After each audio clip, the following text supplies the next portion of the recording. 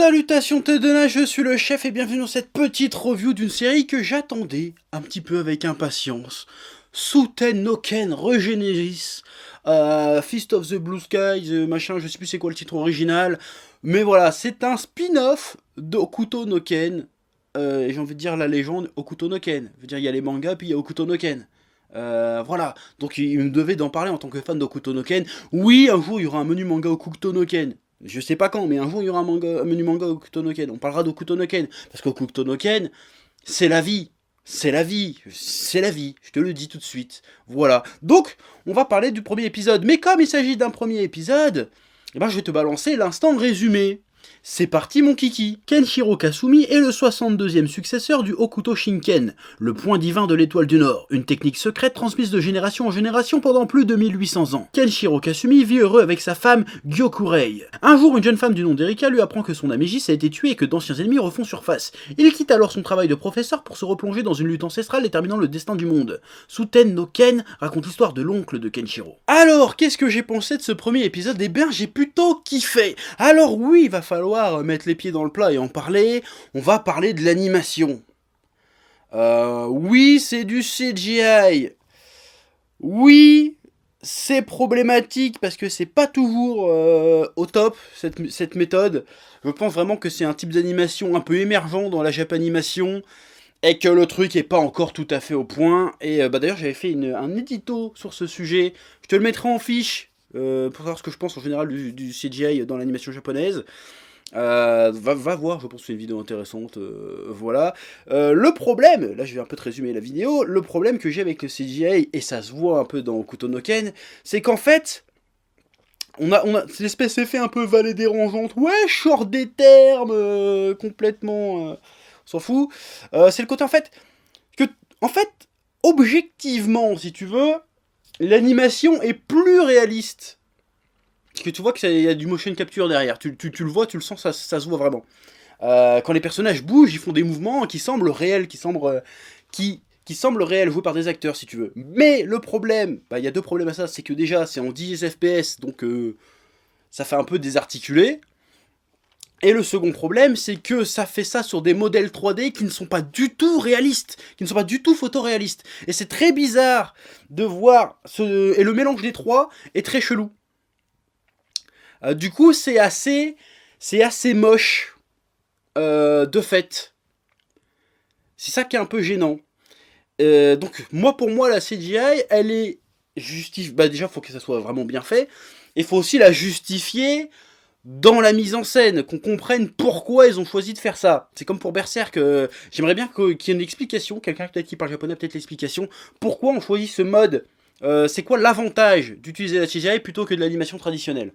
Quand c'est un mélange des deux, on comprend très bien, genre quand c'est pour faire des décors ou des décors qui bougent dans l'espace, trucs comme ça, ou des arrière-plans, ou des trucs comme ça, ou des objets, genre des mécas, trucs comme ça, on comprend que c'est un espèce de gain de temps, mais quand c'est tout CGI, est-ce qu'il y a un gain de temps quelque part? Est-ce que ça coûte moins cher de faire comme ça? Je sais pas, et j'aimerais bien avoir la réponse là-dessus, donc s'il y a des spécialistes dans le coin, parce que je sais qu'il y en a un petit peu qui regardent ma chaîne, j'aimerais bien que vous m'expliquiez c'est quoi l'avantage de faire ce choix-là. Parce que je pense que je pense pas que ça soit un choix artistique de base, vu comment c'est si peu maîtrisé finalement, je pense que c'est un choix de production. Et j'aimerais savoir c'est quoi qui influe ce choix en fait. Pourquoi choisir ça plutôt que l'animation traditionnelle? Est-ce que c'est une question de coût, de budget, de rendement? Je ne sais pas. J'aimerais bien savoir. Voilà. Bref, une fois cette question graphique passée, même si je vais en reparler très certainement autour de cette review, j'ai plutôt bien kiffé, parce que j'ai retrouvé le côté badass d'Hokuto no Ken. C'est marrant parce que je faisais un peu genre Hokuto no Ken par David Production, ça aurait été méga badass, tu vois. Mais là, il y a un petit côté badass, à l'ancienne, dans un contexte un peu différent, sauf que là, au lieu de taper des punks à chiens, il tape des mafiosos, des triades chinoises, ou des triades japonaises, des triades chinoises, je sais plus. Il doit y avoir les triades chinoises, sinon on ne dirait pas les triades japonaises, on dirait juste les triades. Je sais pas pourquoi, mais bref. Déjà, on est dans un contexte différent. Alors, je sais pas si le héros, Kenshiro... J'ai oublié son nom. Kenshiro Katsumi, un truc comme ça? Je crois que c'est ça. Je sais pas si le héros, c'est le père ou le grand-père de Kenshiro. Alors je sais qu'il a un lien avec Kenshiro, parce que déjà il a la même gueule, mais je sais pas dans l'arc généalogique où c'est qu'il se situe. Bon, on sait, ça se passe dans les années 30, dans une période où le Japon était en plein essor, un peu les 30 glorieuses, où il y avait plein de...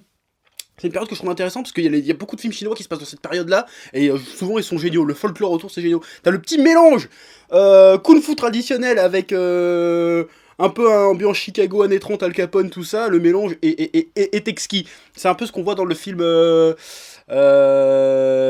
Crazy Kung Fu, si tu vois de quoi je veux parler, avec le gang des H et tout, c'est le même genre d'ambiance. Ip Man, c'est un peu ça, bah, la saga Ip Man, très très bonne saga, bon même si le 2, c'est Rocky 4, on est d'accord, j'en parlais peut-être un jour de Ip Man, mais Ip Man, tu regardes Ip Man, c'est dans le même genre de délire, même les films de Wong Kar-wai ou je sais pas quoi, là, il y a pas mal de films qui se passent à cette période-là, qui est une période stylée, enfin stylée.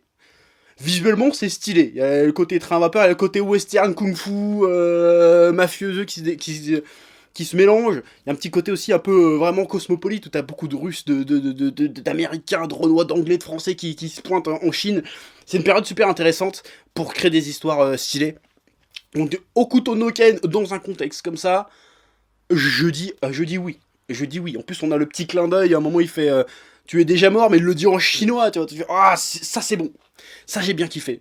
Alors, c'est badass, l'introduction est badass quand il t'explique l'origine du Hokuto. Pas du Hokuto Shinken, mais du Hokuto. C'est vraiment badass. Et c'est vrai que j'avais jamais capté dans Hokuto no Ken qu'en fait, le Hokuto Shinken, c'est une forme de Hokuto. Et qu'il y a d'autres formes de Hokuto. Si j'ai bien compris dans cet épisode, en tout cas. Donc, on va rencontrer d'autres maîtres du Hokuto qui ne seront pas le Hokuto Shinken. Ça va être super intéressant, ça, d'étendre un peu la mythologie... là-dessus. Alors je sais pas si je l'ai dit, mais ça a dû s'entendre quand j'en parle. J'ai pas lu le manga d'origine de Fist of Blue Sky. Je connais de nom, je vois à peu près de quoi ça parle, mais j'ai jamais lu le manga malheureusement. J'ai pas eu trop l'occasion. Voilà. Donc si je suis imprécis sur certains trucs, c'est parce que je ne connais pas. Donc me cassez pas les couilles, genre oh t'es un fan mon cul ta gueule. J'ai vu Hokuto no Ken. Et c'est déjà bien. Et Rao mon cul. Casse pas les couilles. Ouais. Donc on change clairement le contexte, on est vraiment dans un presque un autre univers, hein. On est dans là Hokuto no Ken là-bas c'est un univers post-apocalyptique, là on est dans un univers pré-apocalyptique, je sais pas, on est dans un contexte historiquement daté, si tu veux, on sait quand ça se passe, on sait tout ce qui se passe dans le monde à ce moment-là, donc ça peut être intéressant de voir ce que l'Hokuto Shinken... le rôle de Hokuto Shinken dans l'histoire. Ça peut être sympa, et aussi de la lignée de Kenshiro. Même si le fait que Kenshiro vienne d'une lignée déjà de combattants, ça gâche un peu le... Je trouve que ça gâche un petit peu le prestige du gars. Mais bon, c'est pas grave, c'est pas très grave. Je ferai peut-être une vidéo là-dessus un jour, peut-être. Je dis ça tout le temps, mais je le fais jamais. Mais peut-être qu'un jour je le ferai là-dessus pour expliquer vraiment. Parce que là, je viens de sortir une phrase, t'as pas compris ce que je voulais dire, mais... Peut-être que t'as compris, je sais pas, mais... Je pars en couille encore. Donc voilà, ce que je voulais dire, c'est qu'on est dans un tout nouveau contexte, un contexte historiquement plus ou moins accurate, qui va être super intéressant, qui développe un tout nouveau folklore, un tout nouveau visuel. Là, on a vraiment des maîtres en arts martiaux, c'est plus des chiens de guerre, des tyrans qui se foutent sur la gueule, ça va être vraiment des maîtres en arts martiaux qui bossent pour des différentes factions, certes, mais on est dans un autre contexte. Là, ça va être garde des gangs, truc un peu de mafieux, ça va être badass. Ça va pas être juste la justice, l'honneur, la vérité et l'amour. Je pense que ça va être, on va avoir un personnage qui a l'air un peu plus ambigu éthiquement, même s'il a deux phrases dans l'épisode. Hein, on s'intéresse plus au l'autre avec les cheveux en arrière qui est trop stylé là qu'à Kenshiro. Oui, donc ça a coupé, donc je reprends. Oui, on a un personnage qui semble, en tout cas, plus ambigu éthiquement que la pureté, la noblesse d'un Kenshiro de base. Pourquoi? Parce que déjà il bosse pour des mafieux, donc déjà de base quand t'es mafieux, même si je sais qu'en Asie il y a le côté mafieux d'honneur, je pense que de base, éthiquement, t'es à géométrie variable, je veux dire, t'es pas forcément, quand t'es un mec vraiment bien, tu vas pas dans la mafia, tu fais autre chose de ta vie, surtout quand tu sais te bastonner, tu fais autre chose. Bref, bon après on va repartir sur, j'ai un peu peur que ça parte sur du classique, c'est-à-dire que Kenshiro, il va trouver ce Kenshiro va trouver une petite fille à protéger. On sait pas trop qu'est-ce qu'elle a d'important cette petite fille, mais on va vite le savoir, j'imagine. Il va devoir protéger une petite enfant. Pourquoi, comment, on sait pas, mais ça va recommencer un peu avec Lily et... Non, Lynn et Bat. Un peu dans ce délire-là, genre protection de l'enfance, de la candeur. Je dis pourquoi pas. Pourquoi pas. Après, j'aime bien graphiquement, bon, c'est pas très joli, mais bon, on est dans le délire Hokuto no Ken, quoi. C'est-à-dire des mecs méga bodybuildés, en mode, on va se taper sur la gueule, et puis des gonzesses avec des formes qui n'ont aucun sens, mais que, voilà, des concepts super belles, mais genre une beauté, comment dire, pas une beauté genre sexy, pute, que tu peux voir dans plein d'autres mangas, genre aguicheuse, mais une beauté un peu pure, tu vois. Genre, oh, je suis une jeune fille un peu pure, là. Bon, ça se passe dans les années 30, donc ça va être un petit peu rétrograde certainement, mais c'est pas grave, tant que c'est badass et qu'on a du atatatata, on n'a pas eu de atatatata encore. Voilà, après niveau mise en scène, ça fait plutôt le café, hein, même si l'animation, bon, faut s'y faire, mais une fois qu'on rentre dedans, on rentre vraiment dedans, ça passe. Moi j'attends de voir un vrai combat maintenant, on a eu 2-3 échanges, ça avait l'air assez vif. C'est souvent le reproche qu'on fait au CGI, c'est que ça manque un peu de dynamisme. Parce qu'il n'y a pas cette exagération qu'on a avec la 2D en fait. Parce qu'avec la 2D, quand le mec il met un coup de poing, tu peux lui faire un point de 3 mètres super vite, super flou, tu vois. Il n'y a pas forcément ça dans les CGI, il n'y a même jamais ça, je crois pas avoir déjà vu ça. Donc ça va jouer sur les mouvements de caméra, sur les bruitages. Ça a l'air plutôt dynamique. J'attends de voir le prochain épisode avec un vrai combat, voir ce que ça peut réellement donner. Mais c'est là, je pense que tout va jouer, parce que si les combats sont mous du cul, ça va pas trop le faire.